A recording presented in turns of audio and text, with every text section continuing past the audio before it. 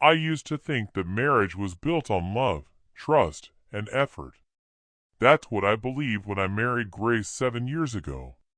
I wasn't a perfect man, but I was a dedicated husband. I worked hard, ensured the bills were paid, and always prioritized her needs over my own. But over time, something shifted. It started so gradually that I didn't even notice at first. Small things, subtle changes. Grace no longer greeted me at the door when I came home. The little messages she used to send throughout the day stopped. At first, I brushed it off, thinking maybe she was just exhausted or overwhelmed with work. But even when she was home, it felt like I was just there. She barely acknowledged me. Conversations that once flowed effortlessly turned into silence. Our evenings, once filled with laughter and shared moments, became her sitting on the couch, absorbed in her phone, or retreating to the bedroom early. The intimacy that once bound us together had vanished, like a candle extinguished by the wind. I tried to be patient. I kept asking, "Is everything okay?" Again and again. "I'm fine," she would reply, without even looking up from her screen. But she wasn't fine, and neither was our marriage. I started noticing a pattern, and once I saw it, I couldn't ignore it. I was always the one making an effort. If I didn't send the first text, there was no conversation. If I didn't initiate a hug or a kiss, there was no affection. If I didn't plan date nights, they simply didn't happen. I kept telling myself it was just a rough phase, that maybe she was stressed. But deep down, I knew the truth. People make time for what matters to them. And I was no longer a priority. Every time I suggested doing something to reconnect, she had an excuse. "I'm too tired. I have a headache. Maybe another time." But another time never came. One Friday night, I decided to do something special. I left work early, stopped by the store, and picked up everything I needed to prepare her favorite meal: pasta with homemade sauce, garlic bread on the side, and a nice bottle of wine. I wanted to remind her of the way things used to be, of the love we once shared. I set the table, dimmed the lights, and even lit a few candles, just like I did when we were newlyweds. Then I waited, hopeful that tonight would be different. She walked in around 7 p.m., tossed her bag onto a chair, and barely spared me a glance. "Hey," I greeted her with a smile. "Hey," she replied flatly. Her gaze flickered toward the table, to the meal I had spent hours preparing. But she didn't smile. She didn't look surprised or touched.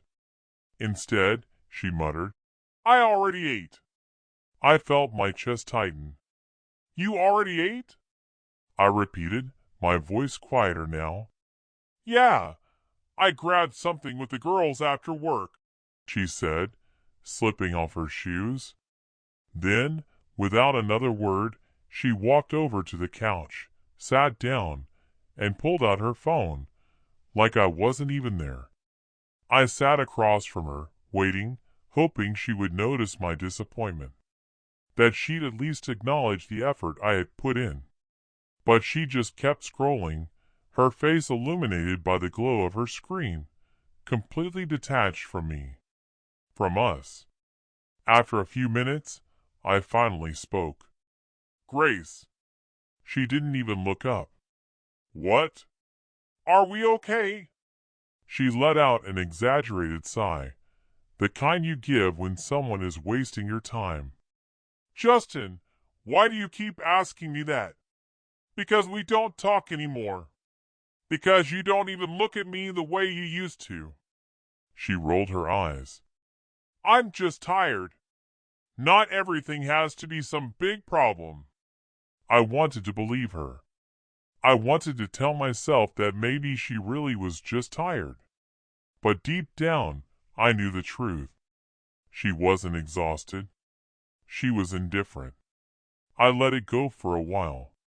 Kept convincing myself I was overthinking things, that every couple goes through rough patches, that eventually she'd snap out of it. But the reality was, I felt like I was living with a stranger. She wasn't my wife anymore. Not really. She was just someone who happened to share the same house.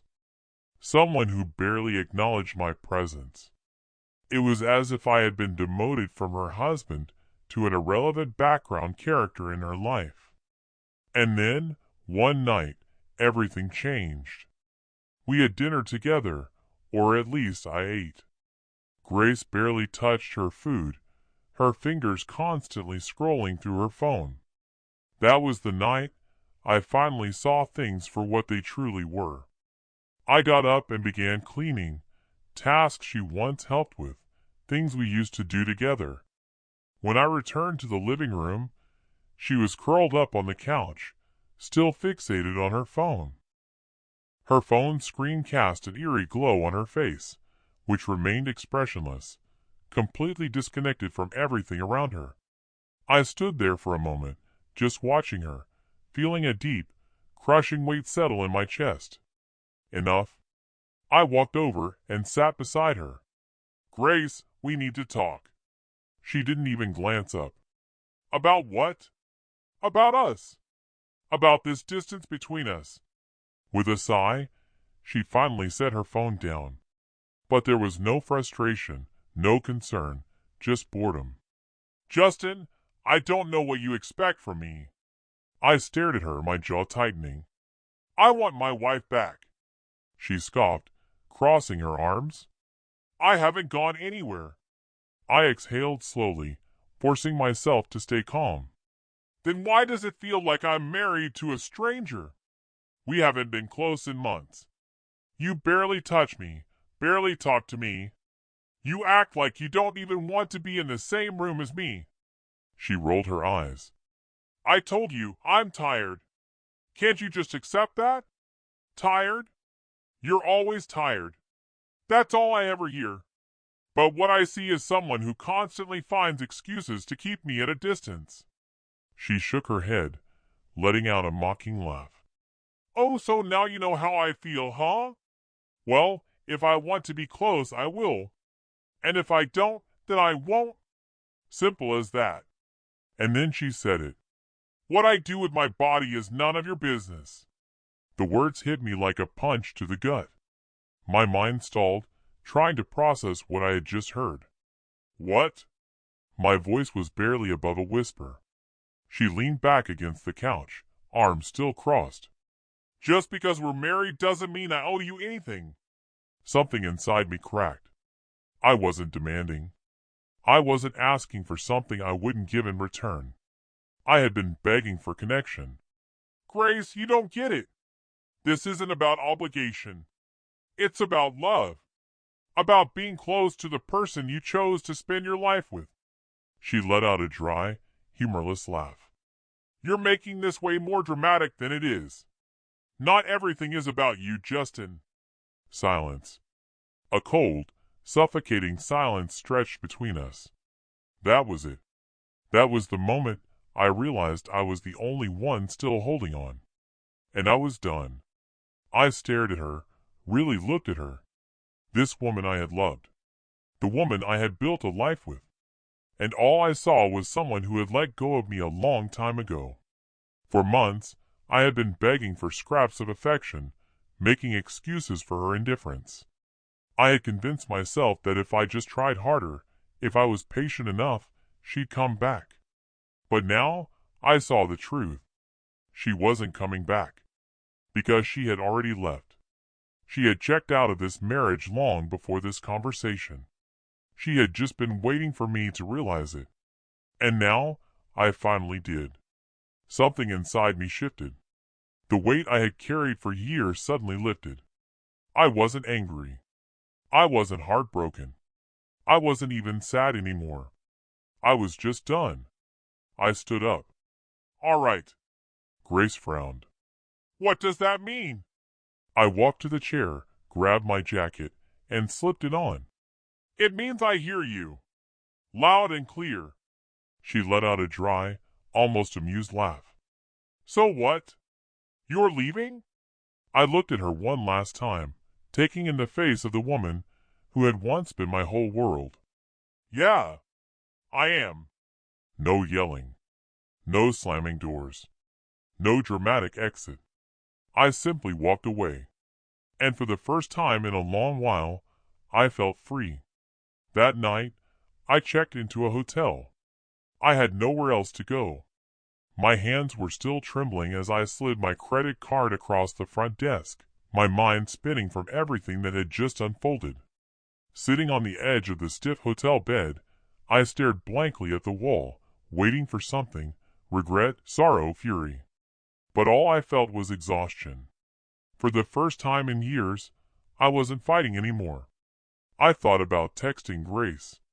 A small part of me even expected her to reach out first, to ask where I was, to at least pretend she cared.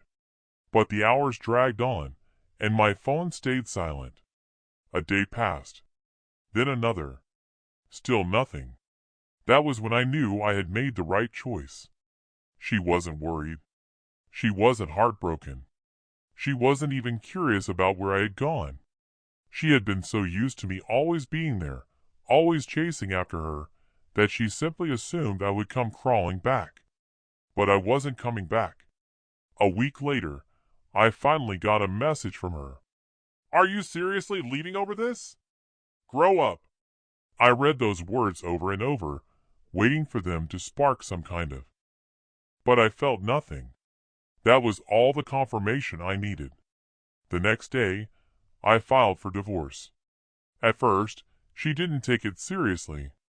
She thought I was bluffing, trying to teach her some kind of lesson. Then the papers arrived, and suddenly, it wasn't a joke anymore. That's when the calls started. The texts, the late-night voicemails, her voice thick with tears. Justin, please, I didn't mean it. I'll do better. We can fix this. You can't just throw this away. But she was wrong. I hadn't thrown anything away. She had, long before I ever walked out that door. At first, her pleas came in messages.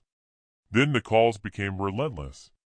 Soon, she started showing up, outside my office, near my gym, anywhere she thought she might run into me. Eventually, she tracked down my new apartment.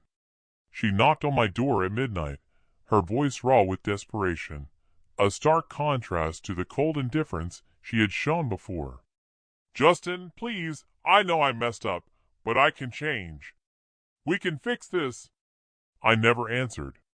Not because I wanted to hurt her, but because I had already given her every opportunity to fix things when it still mattered. She swore things would be different. But love isn't just words. It's actions. And her actions had already shown me exactly where I stood. I hadn't been her husband. I had been a habit. Someone she assumed would always be there, no matter how little effort she put in. So I let go. Piece by piece, I moved forward. Some nights were harder than others. There were moments I caught myself reaching for my phone, tempted to call, to slip back into old patterns. But then, I remembered the way she looked at me that night. The emptiness in her eyes when she said, "What I do with my body is none of your business." That wasn't something you said to someone you loved. That was something you said when you had already stopped caring. A few months later, the divorce was finalized. Signing those papers felt surreal. A part of me had expected to feel loss, maybe even regret. But when I set my pen down and slid the documents across the table, all I felt was relief. I was free. With that chapter closed, I focused on rebuilding. I poured myself into work, spent more time with friends, and even picked up old hobbies I had abandoned over the years. Life moved on. And so did I. During my marriage, I had let go of parts of myself, things that once brought me joy. But slowly, I started reclaiming them. And then I met her. Her name was Maria. She was nothing like Grace. Where Grace had been cold and distant, Maria was warm and present.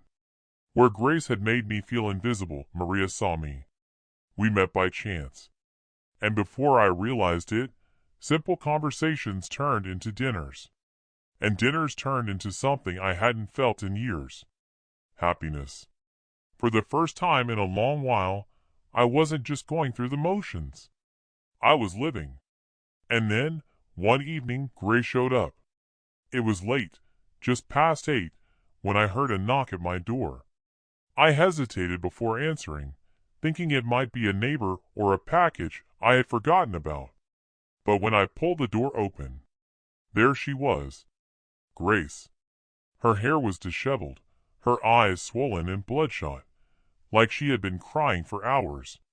There was something different about her, something smaller. Like the confidence she used to wear so effortlessly had faded. "Justin," she whispered. Behind me, Maria stood in the living room, watching. Grace's gaze shifted past me, landing on her. Her face twisted with something sharp and bitter. "Who the hell is she?" Grace snapped, her voice laced with accusation. I sighed, already weary of the confrontation. "This is Maria, my girlfriend." Grace's mouth opened, then shut. A beat of silence. Then she let out a dry, humorless laugh. "Wow," she scoffed, shaking her head. "You really moved on that fast, huh? Grace, why are you here?" I asked, my patience wearing thin. She dragged a hand through her hair, her anger flickering into something more fragile. "I tried dating," she admitted, her voice quieter now. "I tried moving on, but nothing lasted. And then I realized." She swallowed hard. "It was always you. It was always supposed to be you." I felt something unfamiliar. Pity, maybe. Frustration, definitely. But love? No. That part of me had died the night she told me my feelings didn't matter. "It's too late, Grace," I said evenly. I beg you to care when it counted. I fought for us. And you didn't. And now you're here because you're lonely. Because dating didn't work out for you." Her face twisted with anger. "I can't believe you're doing this to me," she snapped. "After everything we've been through." "No, Grace," I cut in, my voice firm. "After everything I went through." She stood there, breathing hard, her hands clenched at her sides. "You think she's different?" she scoffed, resentment dripping from every word. "She'll leave you, Justin. Just like I did. Just like they all do." Maria didn't flinch. She didn't waver. Instead, she quietly slipped her fingers into mine, standing beside me without hesitation. That was the moment Grace understood. She had expected me to let her back in. Expected me to be the same man who always forgave, always waited, always stayed. But that man was gone. "We're over, Grace," I said at last. "Don't come back." She lingered for a moment, her mouth slightly open, like she wanted to argue. But then, without another word, she turned and walked away. I closed the door behind her and locked it. Maria squeezed my hand. "Are you okay?" she asked softly. I turned to her, and for the first time in years I smiled. "Yeah," I said. "I really am." And for the first time, I truly meant it.